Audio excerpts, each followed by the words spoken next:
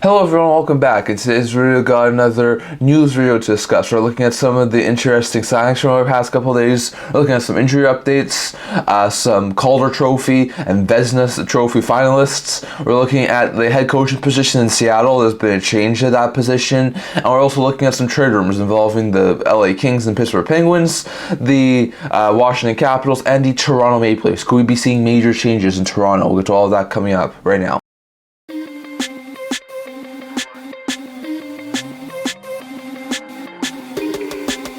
Hello everyone, welcome back to another video here at the Internet Hockey Channel. Before we get into this video, don't forget to like this video and subscribe down below. Thank you for all your support and ability with all of you guys. So if you haven't already, don't forget to hit the subscribe button down below. Don't forget to comment down in the comment section below. Discussing all discussed in today's video. Now, as usual, I'm going to start today's video off by discussing some signings from the past couple days. We left off on the signings that happened on April 19th. So we're going to be going over the signings that happened between April 19th and April 23rd. There were lots of interesting signings over that period of time. So first, we saw two ELC signings by New York Islanders. The Islanders signed 2020 4th-round pick left winger Alex Jeffries to a 2-year ELC with AAV of $868,000. That'll begin at the start of next year. Solid sign there for the Islanders. Jeffries has been playing over in the NCAA. Last year had a fantastic season, putting up 14 goals and 41 points in 38 games. This year didn't get into nearly as many games, only getting into 22 games. But also put up 13 goals and 23 points and was still above a point per game. So he had a fantastic season this year. He's been playing over in Bridgeport over the past little while and put up 4 goals and 7 points in 12 games of AHL action. So looks like a pretty good prospect. I think eventually could be a solid third-line point player for the New York Islanders.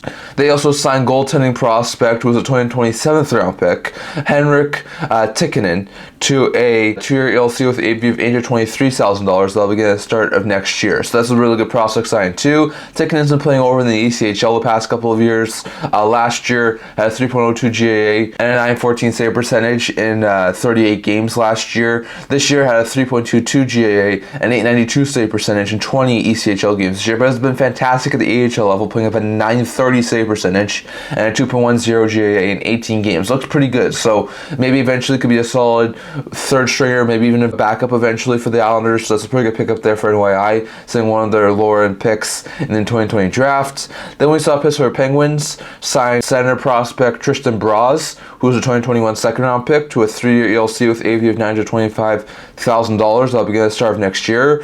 Broz, once again, also been playing over in the NCAA. Last year put up 10 goals and 28 points in 40 games. This year had 16 goals and 40 points in 43 NCAA games. Looked like a fantastic player. So he looked pretty good.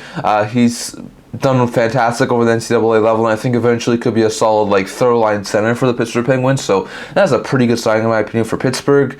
Then we saw Seattle Karaken sign 2023 2nd-round pick Carson Rehkopf, who's a left winger, to a 3-year ELC with AAV of $923,000. That'll begin at the start of next year. Rehkopf has been playing over in the OHL, had 30 goals and 59 points in 68 games in his draft year with Kitchener of the OHL. This year had 52 goals and 95 points in 60 games. So a little bit of less games, but was a lot more better on the point per game plateau. So he looks like a very fantastic player, and I think eventually could be a solid middle 6-4 for the Kraken. So it's a pretty good pickup there for Seattle.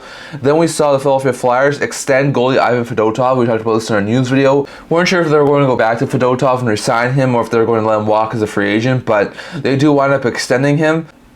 After playing a couple of games to end the season, they extend Fedotov on a 2-year contract extension with an AAV of $3.275 million, and they'll begin to start next year. Now, the Flyers do have a little bit of cap space to work with, given the fact they're trying to be a rebuilding team and may move off some pieces in the offseason, so they have a little bit of cap space to work with. I think it's a little bit of an overpayment given how poorly Fedotov was at the NHL level to finish out the season, but it could work out very well for Philadelphia if he finds his form from the KHL. I mean, last year in the KHL, Fedotov had a 2.00 GAA and 918 save percentage in 26 games. This year had 2.37 GAA and 914 save percentage in 44 games, and 3 NHL games he got into at the end of the season have 4.95 GAA and an 811 save percentage in 3 NHL games. did not look overly good, but I think he could definitely still be a really fantastic goalie there for the Flyers, and I think if he can find his form, he could definitely be a solid, at least backup, if not 1B goaltender for the Flyers for the next couple of years. That's a pretty good sign there for Philly. And then we saw Luca Pinelli, who was a 2023 4th-round pick,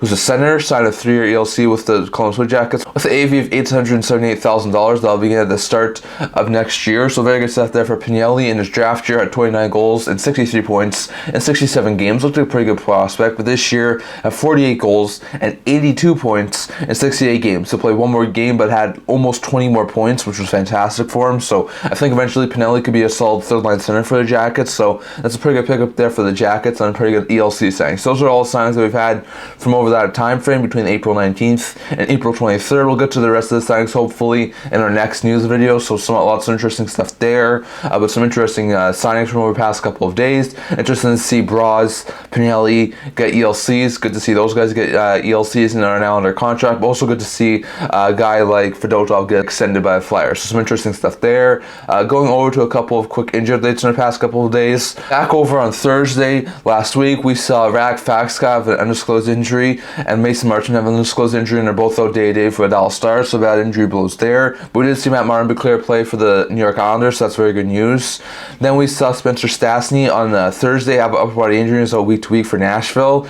Trevor Van has upper body injuries out for another period of time for the Capitals. And Simon Girard's been cleared to play and got back into game action for the Avalanche, so very good stuff there.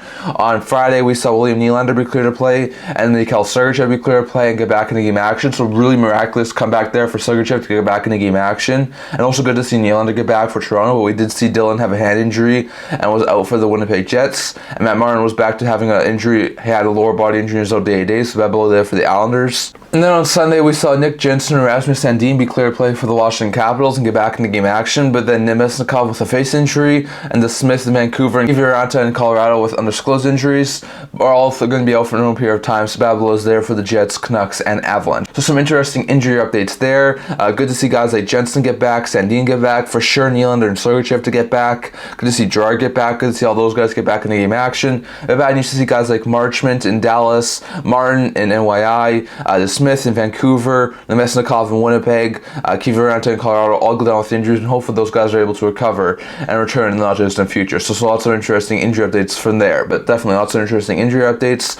Next, going over to a couple of finalists for some trophies. We're going to be getting some more over the next little while, but the Vezina and Calder Trophy finalists have been announced. A couple days ago, the Vezina Trophy finalists were announced. It's going to be Connor Hellebuyck, Thatcher Demko, and Sergei Bobrovsky, the three best goalies in the NHL this year. A lot of people think that Hellebuyck is going to be the consensus Vezina winner, so expect Hellebuyck to probably win the Vezina, but good to see guys like Demko and Bobrovsky get recognition after fantastic seasons this year net for the Canucks and the Panthers, as well as Hellebuyck getting recognition and most likely winning the Vezina for the Winnipeg Jets, so we'll have to wait and see on that. Meanwhile, in the Calder Trophy race, the three finalists were the guy who you'd most likely expect in Connor Bedard, who had a fantastic rookie season, as well as two young rookie defensemen in Brock Faber in Minnesota and Luke Hughes in New Jersey. All three were really good prospects this year. Hughes was able to assume a top four role this year for New Jersey Devils. Faber was thrust into a top pair role after injuries to guys like Brody and Spurgeon and played quite fantastically for the Wild. Well, Bedard, even though he did miss time due to injury, had most points by a rookie this year and was absolutely phenomenal in the games he did get into. So Bedard will probably win the Calder. You know how many points did it have and his status of being a first overall pick and potentially generational talent, but I would not count out Faber or Hughes to win the Calder. So I'll have to wait and see exactly what happens there, but the Calder and Vezina Trophy finalists have been announced, and there should be more finalists announced for trophies and not just in future. Going over to another interesting piece of news, and that's Seattle Kraken head coach Dave Hakstol, as he's now been fired. Some interesting developments there. We have another coaching change. We've just had a whole bunch of coaching changes. I think over half the league has changed their coaches over the past year, and only 5 coaches are still around from before the 22-23 season even started. So there's been a lot of coaching changes over the past 2 years, but now Hakstol's out in Seattle. Hakstol is the first ever head coach of the Seattle Kraken franchise. It was brought in year 1. They did not do overly good in year 1. Year 2, he led them to the second round, was able to get them to the playoffs. They hit 100 points as a wildcard team,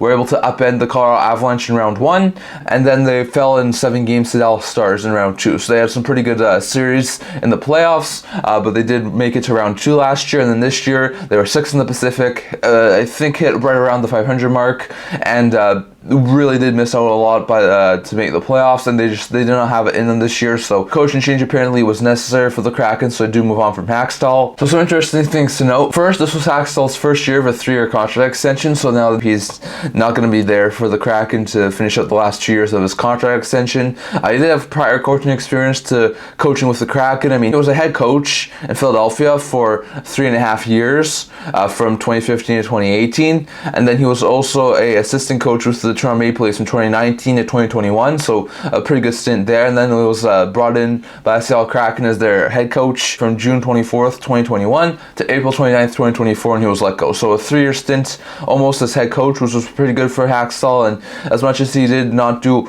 overly badly with the Kraken, they did not think he was the coach to lead into the future, so they move on from him. Could they go after some more experienced guys? Berube, McClellan, Woodcroft, Evison. There's a lot of really good coaches out there right now, and I wouldn't be overly surprised if the Kraken did fire Hakstol to try and get their hands on one of these interesting goalies. I've seen a lot of speculation also that the Kraken would try and persuade Rob Brind'Amour, who's also in the final year of his contract with the Carolina Hurricanes, to try and sign with them. That would be a really good hire if they could, but I still think Brind'Amour probably winds up staying in Carolina, so we'll have to wait and see on that. But that's a pretty interesting move to fire Hakstol, and hopefully it's the right move for the Kraken, as they're going to be trying to make the playoffs again next year. So some interesting stuff there. And lastly, going on to a couple of trade rumors. First, with the Pittsburgh Penguins and LA Kings, this is just something I've seen over past a while, but could the Kings and Penguins be trade partners? And could the Kings trying to get Tristan Jarry from Pittsburgh? Now, we talked about this in our news video with the Pittsburgh Penguins in the offseason preview video. The Penguins may need to make some more goalie moves. And Nedeljkovic took the starting role from Jarry.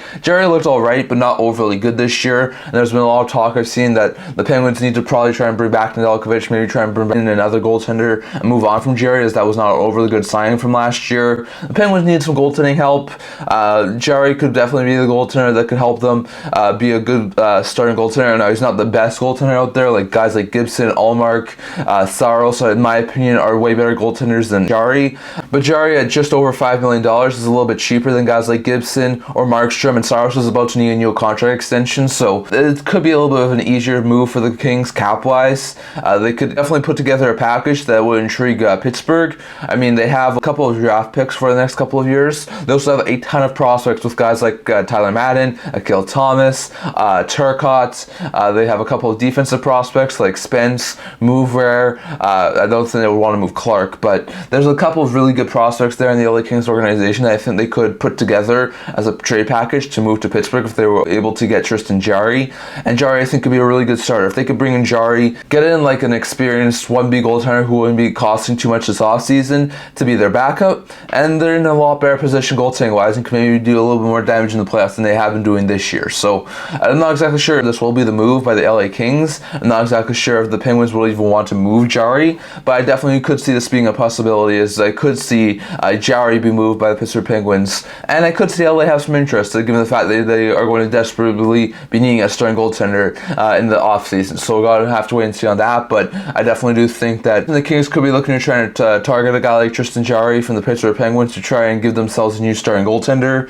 Secondly, on the 32 Thoughts podcast yesterday, Elliot Friedman was talking about the Washington Capitals, so they were the first team eliminated from playoff contention. We'll talk about them a little bit more in a couple of days to come when we talk about them in our off-season preview video, but we're talking about the Washington Capitals. Elliot Friedman did say that there's going to be some interesting things to watch out about them over the offseason. First, TJ Oshie, apparently he was one of the last players off the ice in that Washington-New York game, and he's out with a lot of injuries over the past little while, so there's a lot of people right now who think that Oshie may retire and that he may not play out his final year of his contract that he has right now. So it'll be interesting to see exactly what happens with Oshie in the offseason, but if he doesn't want to play and he retires, they can put his contract on long-term injury reserve right where Backstrom's is, and that's about $14.5 million on long-term injury reserve that they would have in available usage in cap space. So that could be a really big boost for the Capitals. They'll have to maneuver around it in the offseason, but that could be a lot of money to work with, so they could be kind of compliant come the new season. So I'll wait and see on that if Oshie does wind up retiring, but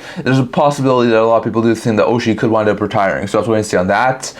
He also says that the goaltending situation is something we have to watch out for. Kuemper lost the starting job to Lindgren. Lindgren has looked fantastic. I think Lindgren has this year plus one more season left on his deal, or he still has one more year left on his deal. I'm not exactly sure about that, but the Caps do still have Lindgren in a contract. Kuemper has 3 more seasons after this year at $5.25 million, if I'm correct. And like we talked about, there's a ton of teams out this year who could be looking for a starting goaltender, such as Seattle, Detroit, Columbus, Ottawa, New Jersey, LA, amongst a couple of other teams too. So I think there's a very likely chance we could see Kuemper be moved by the Washington Capitals. Maybe they bring in like a short-term backup goaltender, because Clay Stevenson in the AHL has looked quite fantastic for the Capitals.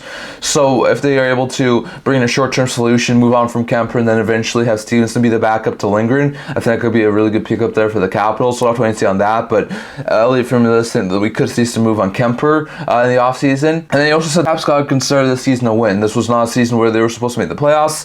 They had a horrible goal differential. They were a team who sold at the deadline, and they still wound up finding a way to make it to the playoffs. So it's a really resilient effort. But next year, they're most likely going to be more hard to make it to the playoffs. In fact, they're still in a rebuild phase or a retool phase. They got a little bit younger this year, but they're probably going to have to get even younger next year. I could see guys like Nick Jensen be moved, Trevor Van Riemsdyk be moved. I could see more veterans on the forward group. I'm not sure if Pacioretty will be back. Maybe they'll move a couple of other guys. I mean, they moved Kuznetsov and Mantha at the deadline, so there's going to be an interesting situation to watch out for in the Washington. But definitely keep your eye on Oshie. He could be retired as of this year. Keep your eye on Kuemper. He could be a guy who's traded in the offseason. And keep your eye on the Washington Capitals, as I think there's a very likely chance that the Caps could wind up making some interesting moves this offseason to try and get better for the future. So we'll talk about that in our offseason preview video more, but just a little bit of tidbits there for the Capitals. And lastly, going over to Toronto Maple Leafs. Now, Elliot Friedman did not want to overly discuss this a lot, given the fact that the series is not over and the Leafs do have a chance, although by the time this video hits YouTube, the Leafs may already have their season be finished. But there's a very likely chance that the Leafs are going to have another first-round exit, and Elliot Friedman does say that this could be the end of an era for the Leafs if they aren't able to make a miraculous comeback and pull off a 7-game series win over the Boston Bruins, which is what I originally picked for the Leafs anyway. So I still don't think the Leafs are going to be able to pull it off. So Elliot Friedman does think we could see some major changes in Toronto, especially if they lose later tonight. Some things that I've seen a lot of people talk about: President Brendan Shanahan. A lot of people think that his tenure could be done after 10 years, I think it is, with the Toronto Maple Leafs, with the new ownership changes that are coming. A lot of people think that Shanahan will be let go with a year left in his contract, and that we could see changes over there. A lot of people think that if the Leafs aren't able to get past the Bruins, we could see Sheldon Keefe be fired. He's one of the longer-term tenured head coaches right now, signed, I think, back in 2019. And after a couple of years, he just hasn't been able to work out. He's consistently made the playoffs, but he's consistently missed getting past the first round, besides last year. And I think there's a very likely chance we could see Keefe be fired if they do end up losing to the Bruins. On top of that, there's a lot of speculation right now that the core four may be broken up after this year. If Brendan Shanahan's moved on, who a lot of people do think was the main reason as to why his core four group is still together, and if the Leafs just can't find the way to get it working, there's a very likely chance we could see someone move up from the core four. Now, I think with the way it's structured right now, Matthews is a really elite talent player. I would not move him. He just came off almost hitting 70 goals, so I would keep Matthews. Nylander just signed a long-term 8-year extension. As much as I think that was still a little bit of an overpayment, not only are you going to find a hard time moving him, but he's also been the most consistent core four member in the Leafs to be producing year in, year out over the past couple of years. So given the fact he's been a pretty good playoff producer, I would think you want to keep Nylander in. Tavares, I know he's going to make a final year for his deal, but I think they could probably convince him to do something like a Joe Pavelski deal, where he can take 3 years, maybe at around $6.5 million. If they could get him down to $5 million and sort of take like a hometown discount, that would be fantastic for the Leafs. But if they're able to at least get him to down like $6.5 million, I think that would be overly joyed to keep him as like a solid second or third line center. But the one guy I think that is very likely to be moved is Mitch Marner.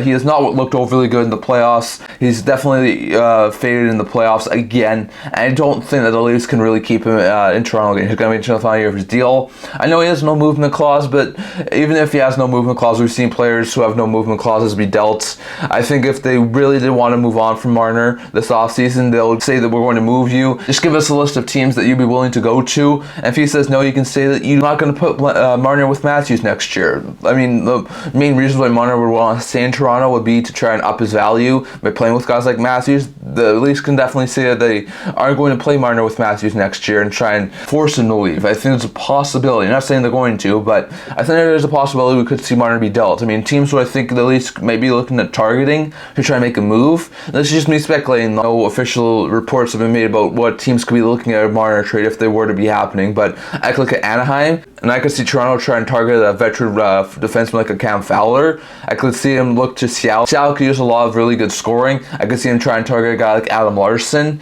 I could see him look to a team like Calgary, who has a lot of cap space. I could see Calgary look to try and move a guy like Rasmus Anderson or Mackenzie Weegar there. I could see the St. Louis Blues try and acquire a guy like Mitch Marner, maybe move a guy like Colin Parayko or Torrey Krug. I could see the Utah franchise try and acquire him. They have a lot of cap space. They don't really have a really good defenseman, but I could see him move a guy like Clayton Keller. I've seen that name be thrown around a little bit. New York Islanders, I think, could definitely use him if the Lou Lamoriello's gone and they hire a new GM and he tries to get his team a little bit younger. I could see him try and move maybe a guy like Pelech or Pulak if he was able to get them a guy like Mitch Marner. Some under the radar guys I could see try and target Marner will be Carolina. Not sure what sort of defenseman they would move because Pesce and Shea are both UFAs, but I could see the Hurricanes try and target Marner if they can't sign Gensel. I could see the Canucks try and target Marner. They need an elite playmaking winger for Pettersson, so I could definitely see them try and target him. Maybe they move a guy like Philip Bronick if they was able to get Marner. On top of that, maybe a team like Montreal, I could definitely see them try to move a guy like Mike Matheson to get an elite level talent like Marner. I could see the Red Wings, not exactly sure who they would try and part with, but Marner could be a sort of guy that I could see really fit well with the Red Wings. So we'll have to see exactly what happens there, but I think there's a very likely chance we could see a Marner trade in the offseason if the Leafs do end up losing in Game 5 or Game 6 against the Bruins and aren't able to force Game 7. We also got a lot of interesting things to talk about with the Leafs too when they're going to be done in our offseason preview video, like could they sign Bertuzzi or Domi? Could they bring back a couple of these other guys? What moves could they be making to their defense? What sort of moves will they make on the goaltending situation? Is Samsonov going to be back? Is Jones going to be back? Is Will going to be the new starter? It's going to be interesting to see what happens with the Leafs in the offseason, but at least I think we could see the end of an era for Toronto, and changes will be coming if the Leafs are not able to pull off the miraculous comeback against the Boston Bruins. So definitely, left your guys' thoughts on all of this down in the comment section below. What do you think about the Leafs if they do end up losing Game 5 or 6 to Boston? Could we see Keith be fired? Could we see Shanahan be moved on from? Could we see a Marner trade? Definitely have to get your thoughts on that. What do you think about the Washington Capitals? Could Oshie retire? Could Kuemper be moved? And with their newfound cap space, could they be a big player in free agency or in the trade market? Definitely have to get your thoughts on that. What do you think about the Penguins and the Kings? Do you think the Kings could target a guy like Jarry to try and bring him in as their new goaltender? Or do you think they could try and target someone else? Definitely have to get your thoughts on that. Plus, what do you think about the coaching firing in Seattle? The finalists for the Calder and the Vezina Trophy, plus injuries and the signings from the past couple of days. Definitely have to get your thoughts on all of that down in the comment section below. So I'm going to talk over today. Enjoy this video. And if you'd like to subscribe down below, thank you all your support and I will too love you guys. So if you haven't already, don't forget to subscribe button down below. Don't forget to leave a comment down in the comment section below so I can discuss today's video. Also, a blog talking about news, rumors, analysis, stuff like that. So you check that out. Leave a link in the description below. And come and see you guys all for next video. See you guys soon.